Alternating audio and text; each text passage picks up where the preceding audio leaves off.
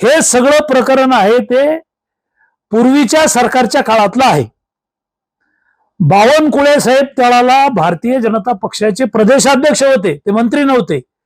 मात्र आमदार रोहित पवार यांनी चुकीच्या माहितीच्या आधारे, त्यांचे काही सोर्स असतील, चुकीच्या माहितीच्या आधारे माननीय चंद्रशेखर बावनकुळे साहेबांवर जे आरोप लावलेले आहेत, त्यांनी 94 कोटीचा दंड माफ केला. हे धांदात खोटं आहे. रोहित पवारांना जी माहिती कोणी दिली असेल ते त्यांचे सोर्स चुकीचे आहेत. बावनकुळे साहेबांचं काम पारदर्शी आहे.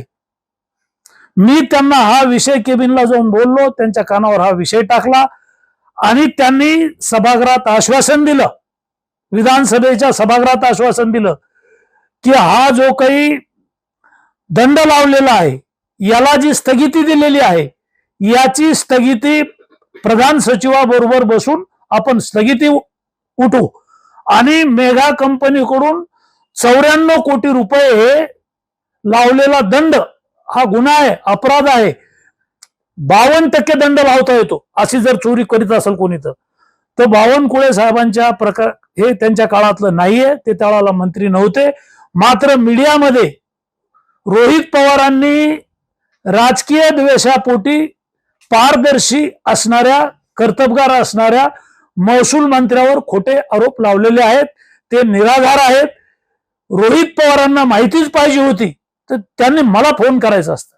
माझ्या मतदारसंघातलं प्रकरण होतं, माझी तक्रार होती, माझी लक्षवेधी होती. त्यांनी खरं म्हणजे रेकॉर्डवर जे सभागृहात उत्तर आलं ती माहिती घेऊन बोलायला पाहिजे होतं. हे प्रकरण पूर्वीच्या सरकारच्या काळातलं आहे. बावनकुळेंचा यामध्ये काही संबंध नाही. रोहित पवारांनी असे हवेत गोळीबार करू नये. चुकीचं आहे. त्यांना खूप पुढे जायचंय. प्रसिद्धीसाठी ती जी स्पर्धा लागली 2 राष्ट्रवादीत, याच्यासाठी त्यांनी केलेले आरोप हे खोटे, धांदात आणि बोगस आहेत. बावनकुळे साहेबांनी कुठलीही दंड माफ केलेलं नाही. आणि राधाकिशन विखे पाटील महसूल मंत्री होते, त्यांनी सुद्धा दंड माफ केलेला नाही. त्यांनी तात्पुरती स्थगिती दिली होती. ती स्थगिती उठवायची आहे आणि पुन्हा एकदा त्यांच्या मशिनरी जप्त करून मेगा कंपनीकडून हे 94 कोटी रुपये वसूल करायचे आहेत.